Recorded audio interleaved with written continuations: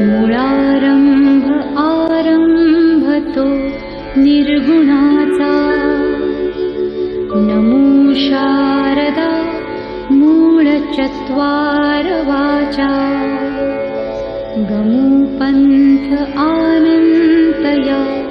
राघवाचा, मना सज्जना भक्तिपंथेची जावे, तरी श्रीहरी पाविजे तो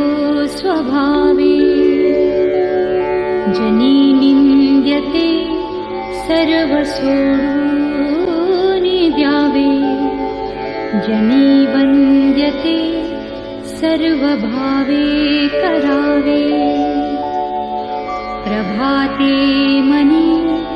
राम चिंतित जावा, पुढे वैखरी राम आधी वदावा, सदाचारः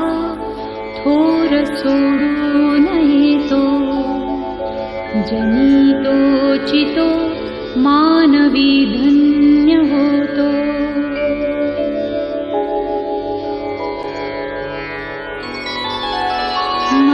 मनावासना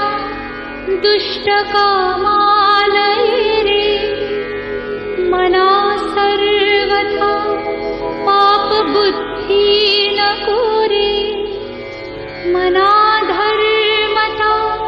नीति सोडू नको हो,